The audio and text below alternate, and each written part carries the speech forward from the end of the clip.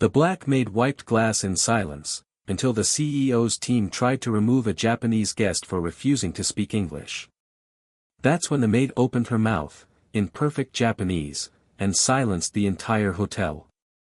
If this already made your blood boil, hit like and subscribe right now, because stories like this are still happening, and the world needs to hear them. The Imperial Palace Hotel in downtown Manhattan buzzed with the usual quiet luxury, marble floors, crystal chandeliers, and guests who thought eye contact with staff was optional. Lucia Santos, in her gray cleaning uniform, blended into the backdrop like she was born invisible.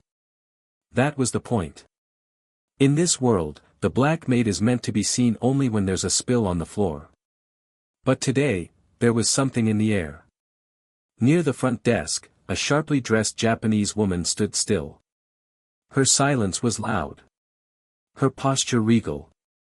Her assistant whispered nervously, glancing around. The receptionists looked helpless. One muttered, "We can't understand her." Another said, "Maybe call security." Lucia watched quietly from the side as she wiped the edge of a glass table near the lobby's lounge. She wasn't eavesdropping. The sound just carried, or maybe, after being ignored for years, Lucia had learned to hear everything people thought she wouldn't. Then Patricia Mendez, the hotel manager, arrived, all lipstick, loud heels, and louder attitude. "Ma'am," she said loudly, "we need you to speak English. Or French. Or Mandarin. Anything but silence." The woman didn't flinch. "She's refusing to cooperate," Patricia hissed to her team. "Remove her if she won't respond." Lucia's cloth stopped mid-circle. She didn't know why, but her feet moved. She stepped forward slowly, heart pounding. Patricia turned. "This isn't about cleaning, Santos. Step back." Lucia ignored her. She bowed slightly to the Japanese woman and said in soft, fluent Japanese, "Ohayou gozaimasu, Nakamura-sama. May I offer you tea while you check in?" Time stopped. The hotel lobby, the staff, the guests, even the pianist, fell silent. The woman's eyes lit up, not surprised, but relieved. She nodded, replied softly in Japanese. Lucia smiled, gestured toward the lounge. The billionaire CEO, whose name Patricia didn't even bother to ask, walked away with the black maid. And everyone else? They just watched.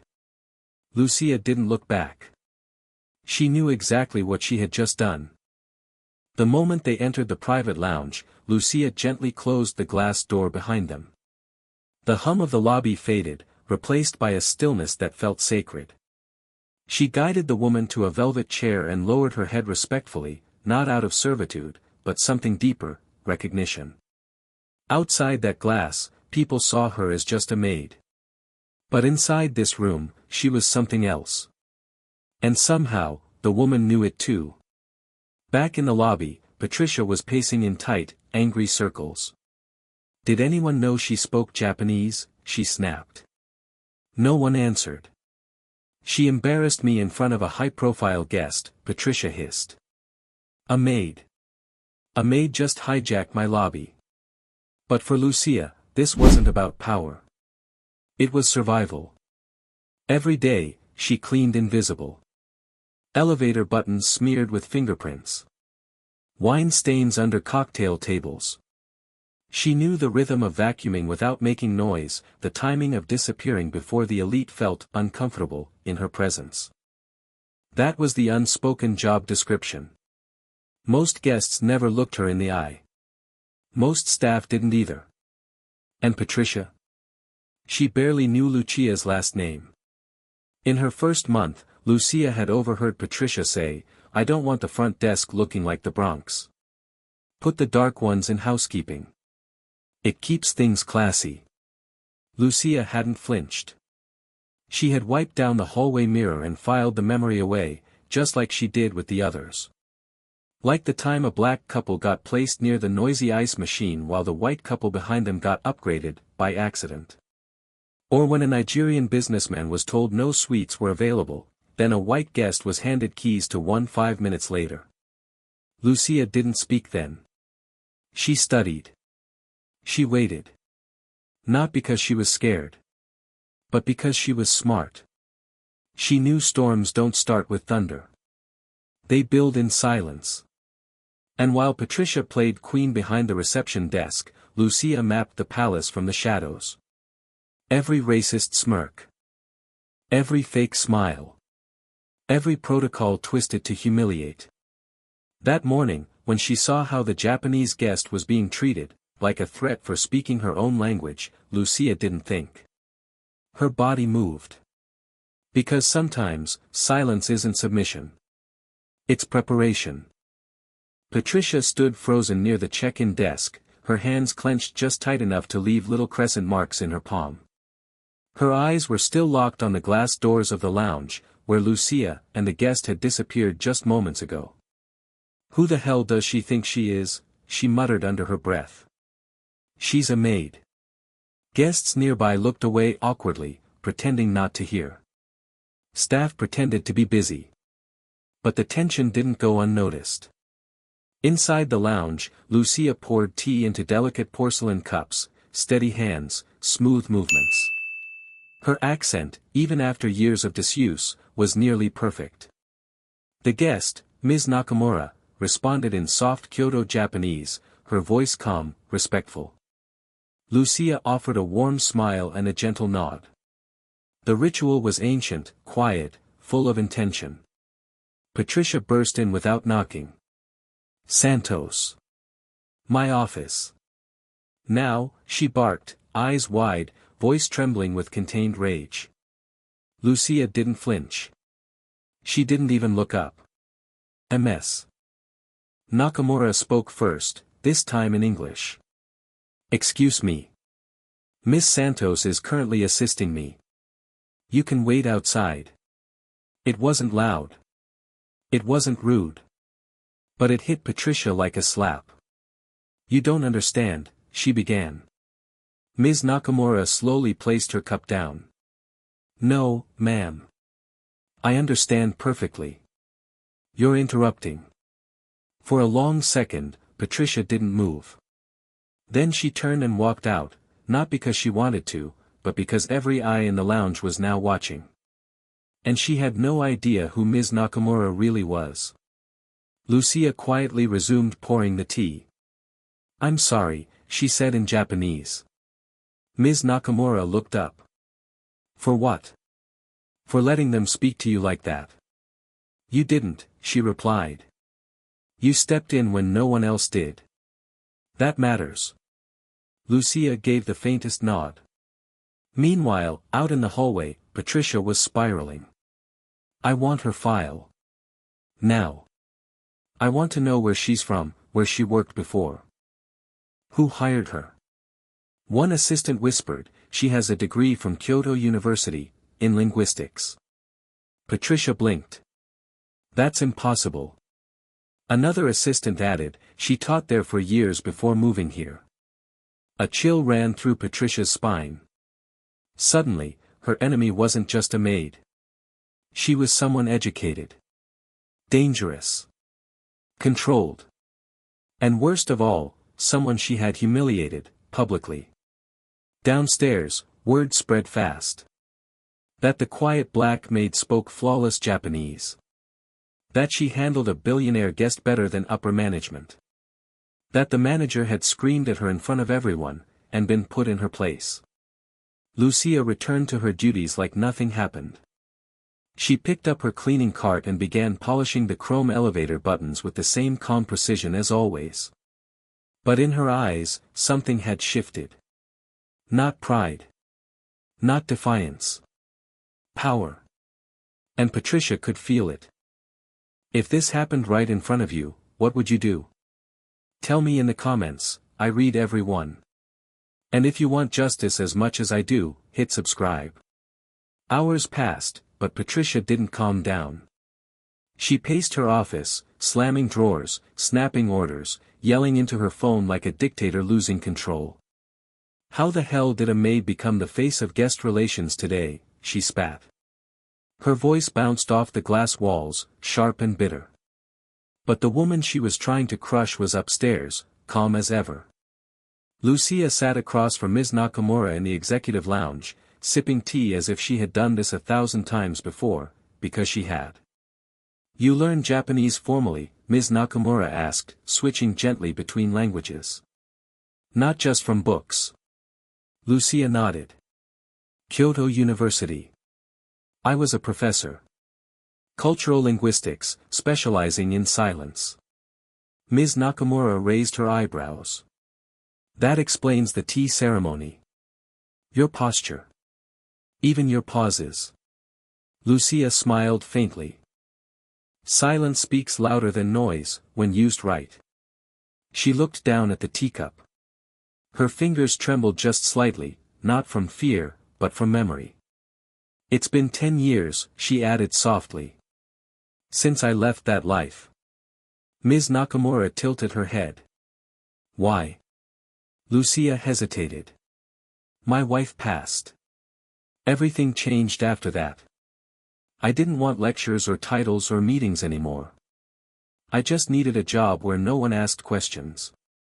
A moment of respectful silence passed. "You found the perfect place for that," Ms. Nakamura said. "I did," Lucia said. "No one looks at maids. That's the whole point." "But you didn't disappear," she said quietly. "You've been watching everything, haven't you?" Lucia didn't answer directly.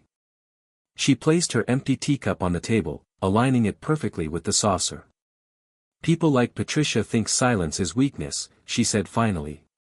"But I've studied cultures where silence is strategy. And power." "You never stopped being a professor," Ms. Nakamura said gently. "You just changed your classroom." Lucia laughed under her breath. "Maybe. Or maybe I just got tired of hearing people speak louder than they think." There was something different in Ms. Nakamura's eyes now, not just respect, but recognition. Two women, different worlds, same war. Different languages, same silence. Outside the lounge, Patricia stood by the door, breathing like a wolf denied entry. She couldn't figure it out, why this maid wasn't afraid. Why her voice stayed level. Why her hands didn't shake. Why this woman, a black cleaning lady, somehow held the attention of someone who could buy the entire hotel chain twice over. And why, for the first time in years, Patricia felt like the one out of place. Lucia entered Patricia's office with the quiet grace of someone who had been summoned many times before, but never like this. Patricia didn't even look up from her desk. "Sit down." "I prefer to stand." Patricia finally raised her eyes, annoyed. "Fine. Let's make this quick then." She closed the folder on her desk, tapped it with 2 fingers, and said, "Your behavior this morning was completely out of line." Lucia said nothing. "You overstepped. You violated chain of command. You embarrassed your entire management team in front of a high-value guest." "I helped a woman who was being mistreated," Lucia said calmly. "You inserted yourself where you don't belong." Patricia stood now, hands on her desk. "You're a maid, Santos. You clean. You don't speak for this hotel. You don't engage with VIPs. And you definitely don't play translator in front of corporate clients." Lucia met her eyes. "You mean Japanese clients?" Patricia's lip twitched. "Don't twist my words. I'm not." "You made your intentions very clear in the lobby," Lucia said. Her voice was steady. Not loud. Not challenging. Just, unshakable. Patricia stepped around the desk. "Let me make something clear to you, since you seem to be forgetting your place. You will apologize, publicly, for what happened this morning. You will return to your regular duties. And if I hear even a whisper of you speaking Japanese to another guest, I will personally escort you out that door." Lucia nodded slowly. "Understood." Patricia let out a sharp breath, almost smiling. "Good. But may I ask you something, ma'am?" Patricia folded her arms. Make it quick. Lucia's tone didn't change. Have you ever been to Japan? Patricia frowned. What does that have to do with anything? Lucia shrugged slightly. Just curious. I think you'd appreciate their approach to humility. Especially the concept of nemawashi. What? It means preparing the ground before the storm comes. Patricia narrowed her eyes. Are you threatening me? No, Lucia said, walking to the door. I already did the preparation. I'm just watching what grows. She stepped out, soft footsteps disappearing into the hallway. Patricia stood there, suddenly unsure what had just happened, only knowing it didn't feel like a win. She didn't know that behind that calm voice was 7 months of quiet preparation, audio clips, emails, policy violations, and today, she had added one more piece to the file. Her own voice. And Lucia had it all recorded. The next morning, the energy in the hotel was different. Executives in tailored suits moved through the lobby with tablets, taking notes. The front desk staff stood stiff, over-smiling. Everything had been polished twice. Even Patricia wore her sharpest suit and fakest smile. Nakamura Technologies was here. $80 million in potential investment. 3 hotels were on their shortlist. The Imperial was one of them. Patricia walked beside Ms. Nakamura like a saleswoman on a sinking ship. We pride ourselves on cultural inclusivity, she gushed. Our staff are trained in hospitality for all guests, regardless of background. Lucia stood silently near the flower arrangement, pretending to clean the vase. She exchanged a subtle glance with Ms. Nakamura. This was the plan. A staged inspection, with surprise tests. One of Ms. Nakamura's aides, Hiroshi, stepped up to the front desk, posing as a confused Japanese guest. He began speaking in fast, flustered Japanese, pointing toward the elevators. The receptionist froze. I'm sorry, sir. English? Hiroshi kept speaking in Japanese, acting upset. Patricia noticed, stepped in, smiled tight. Is there a problem here? The receptionist stuttered, he doesn't speak English. Patricia sighed loudly, tossing her fake smile. If he can't communicate, maybe he should find a hotel with more, specialized staff. Hiroshi continued, now gesturing at a reservation paper. Patricia turned back to the receptionist with an eye roll. My God! Why do these people always pick American hotels when they can't even ask for a glass of water? Silence fell. Even nearby guests turned their heads. Hiroshi pulled out his phone, recording. Lucia stepped forward, her tone gentle. Excuse me. May I help? Patricia snapped, Santos, don't, but Lucia ignored her, bowed politely to Hiroshi and said in flawless Japanese, Good morning. Excuse me, which room are you looking for? Hiroshi answered quickly, pretending he was lost. Lucia nodded, smiled, and walked him to the elevator. Patricia's face turned scarlet. When Lucia returned, Patricia lost control. I told you to stop doing that, she shouted. You are a cleaner. A simple black cleaner. Not a damn translator. The entire lobby froze. Phones went up. Cameras clicked. Lucia didn't move. From behind a pillar, Ms. Nakamura stepped forward. Her tone was cold and final. Ms. Mendez, she said, I am Akiko Nakamura, CEO of Nakamura Technologies. Patricia's knees nearly buckled. I speak English. And Japanese. And Korean. And Mandarin, Ms. Nakamura said. But I choose to speak Japanese when I want to see how people treat someone they don't understand. Patricia opened her mouth, but nothing came out. In the last 24 hours, Ms. Nakamura continued, my team recorded multiple incidents of racial bias. Your public meltdown just confirmed everything. Lucia stepped beside her, holding a thick folder. 7 months of proof, she said. Emails. Photos. Audio. All of it. From behind the crowd, the hotel's regional director arrived, expression grim. Ms. Mendez, he said, you're fired. Effective immediately. Security stepped forward. Patricia didn't speak. Couldn't. She only watched as the black maid, the one she tried to humiliate, now stood at the center of the lobby with dignity and victory. Patricia's designer heels clicked one last time across the marble floor as security escorted her toward the front doors. She didn't say a word. No apology. No defense. Just the stiff walk of someone who finally realized the system she built to protect her had turned. Lucia didn't watch her leave. She was already sitting in the lounge again, not with a mop, but with a folder in front of her. The same folder that had once lived in the back of her closet, away from anyone's eyes. This time, it sat in plain sight. The regional director approached, removing his glasses and clearing his throat awkwardly. Dr. Santos, he said, careful now. We'd like to discuss a leadership role for you. Diversity and Inclusion Director. Full salary, relocation package.